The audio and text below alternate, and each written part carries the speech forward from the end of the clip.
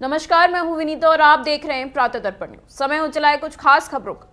बिहार प्रदेश राष्ट्रीय जनता दल के द्वारा संवाददाता सम्मेलन कर जानकारी दी कि दिनांक 1 फरवरी 2023 को पटना के बापू सभागार में 11 बजे दिन में अमर शहीद जगदेव प्रसाद जन्म शताब्दी समारोह आयोजित किया गया। इस अवसर पर प्रदेश अध्यक्ष श्री जगदानंद सिंह ने कहा कि महात्मा गांधी के विचारों के साथ बाबा साहेब डॉक्टर भीमराव अम्बेडकर के संविधान के विरुद्ध जाकर भाजपा काम कर रही है। इसके लिए हम सभी को सजग रहने की आवश्यकता है।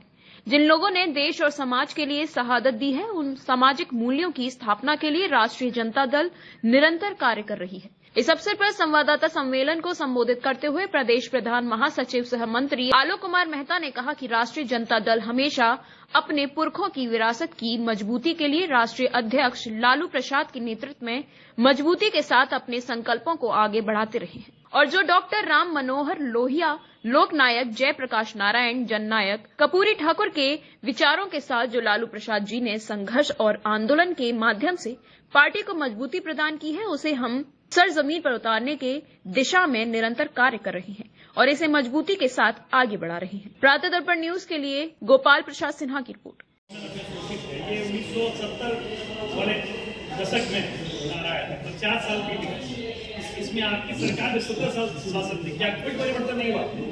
क्या सालों में नहीं परिवर्तन हुआ, लेकिन परिवर्तन के बाद फिर परिवर्तन करने की कोशिश हुई। सांप्रदायिक बातों को फैलाकर, भावनाओं को फैलाकर और पूरे फिर से यथास्थितिवादी तत्वों ने अपनी जगह पर पहुंचाने की कोशिश की और यह कोशिश जनता के जागरूक होने पर भी नाकाम की जा सकती है। इसलिए ऐसा महसूस होता है कि उस नारे की प्रासंगिकता फिर से बन गई और जनता महसूस कर रही है हर मोर्चे पर उसी विचार के लोग जिनके बारे में जगदेव बोला करते हैं 10% किसी न किसी रूप में उसका कब्जा कर चुके हैं और आम आवाम उनके शोषण का विभिन्न तरह से शिकार है। दूसरा सवाल है, अभी आप बोले कि उसमें राजनीतिक संदेश दिया जाए। अभी तो आप घूमने तो आप संदेश दिए कि 10% लोग दलाल। अब आगे क्या दिया जाए? मैं समझता हूं कि उस 10% पर जो आप कन्फाइंड आपके क्षेत्र चाहे और भी कई लोगों ने उठाया इस सवाल को, 10% मैंने कहा कि जब अंग्रेज थे तो शोषक अंग्रेज थे और देश के लोग शोषित थे, उनको 10% कहा जा सकता था।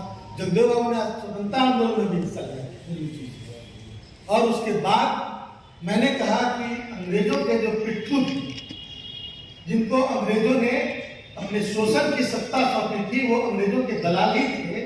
इस वजह से उनको शोषण की सत्ता सौंपी गई थी। कमोबेश वही लोग, उन लोगों ने देश के बहुसंख्यक अवाम पर 90% अवाम पर शोषण करने का काम।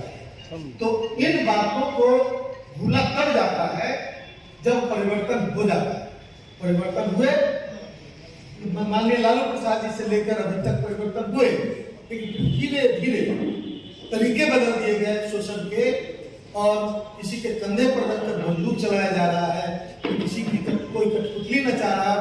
बागडोर नागपुर के लोग उसका पीछे से पुतला न चाह रहा। तो ये सारी बातें सामने आ रही हैं और यह अवाम के 90% अवाम के विरुद्ध, मतलब दलाल देश के बड़े हिस्से, देश की बड़ी संपत्ति लुटाई जा रही है, बेची जा रही है और उसका नाम जो है पर विभिन्न तरह से उसके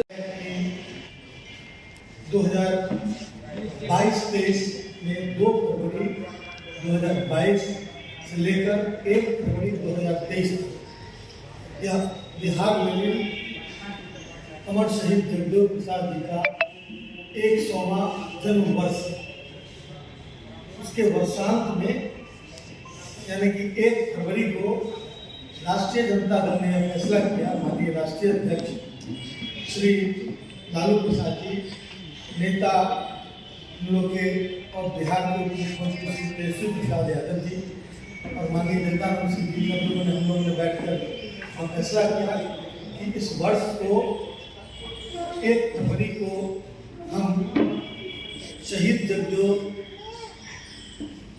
जन्म शताब्दी समारोह के रूप में और यह फैसला किया गया और लगातार बिहार के विभिन्न कोनों से जगदेव बाबू के विचारों के प्रति जो एक सॉलिडरिटी, एकजुटता उनकी दिख रही है।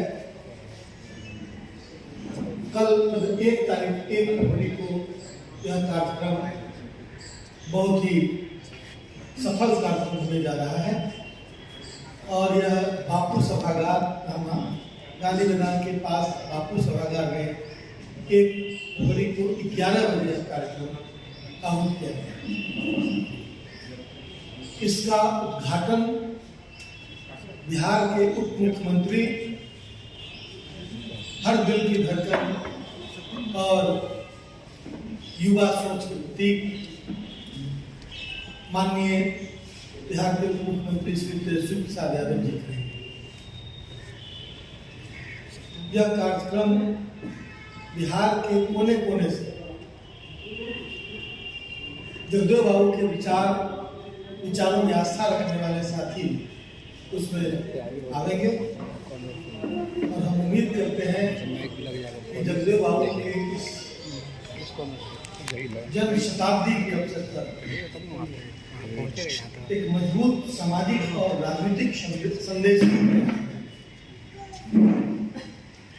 इस अवसर पर इस कार्यक्रम का उद्घाटन माननीय राष्ट्रीय अध्यक्ष लालू प्रसाद जी करने की इच्छा थी और वो लोगों से मिलना चाहते, लेकिन स्वास्थ्य कारणों से वो वहाँ पर नहीं हो पाएंगे, लेकिन वो ऑनलाइन सारे चीज़ों को हंस रहे थे।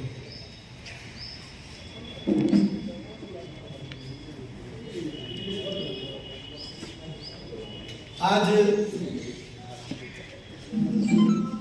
जो राजनीतिक हालात देश के और देश के हैं, ऐसा प्रतीत होता है कि जगदेव बाबू ने जिन मूल्यों के लिए संघर्ष किया था, जिन परिस्थितियों में समाज के अंतिम पंक्ति के लोगों को जागृत कर और शोषकों के खिलाफ एक मजबूत आवाज देने का काम किया था। आज माननीय लालू प्रसाद जी ने उन्हीं के पद चिन्हों पर चलकर, जिन्हें हम जगदेव प्रसाद का विचार मानते हैं, माननीय लालू प्रसाद जी ने उन्हीं के पद चिन्हों पर चलकर 1990 में सत्ता संभालने के बाद समाज के अंतिम पंक्ति के लोगों को उन्होंने एड्रेस किया और उनकी समस्याओं, उनके अधिकारों के प्रति सजग किया और उन्हें हक और हुकूक दिलाने का काम किया। और उतना ही नहीं, सबसे बड़ी उपलब्धि गरीबों के मुंह में आवाज देने का उन्होंने देने का काम, और यह आवाज, इसी आवाज के लिए जगदेव बाबू लड़ते लड़ते शहीद हुए। जगदेव बाबू के विचारों की प्रासंगिकता फिर से दिखने लगी, क्योंकि जिस नारे को लेकर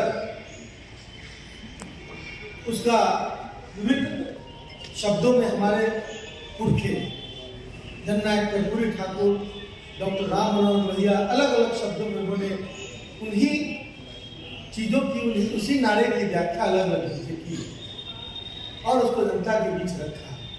आज बिहार से लेकर उत्तर प्रदेश तक इन बातों की चर्चा ही नहीं है, बल्कि जो लोग उन दिनों ठीक से इन बातों को समझ नहीं पाए थे, आज उनको बुझाई से समझने की कोशिश की। और यह आने वाले दिनों में 100 में 90 लोगों के अधिकारों की रक्षा के संदर्भ में एक अच्छा संकेत है। हम इस अवसर पर राज्य ही नहीं, देश के विभिन्न भागों से संदेश मिल रहे हैं, उससे हमारा मनोबल ऊंचा है और हम जगदेव बाबू के विचारों के प्रति राष्ट्रीय जनता दल हमेशा अग्रणी रूप से समर्पित रहा है। महागठबंधन के विचारधारा उसको हम समझते हैं कि महती संख्या में जो 90% विभागों के शब्दों में है इनका विश्वास जग रहा है और पूरी तरह सॉलिडेरिटी बनता हुआ दिख रहा है।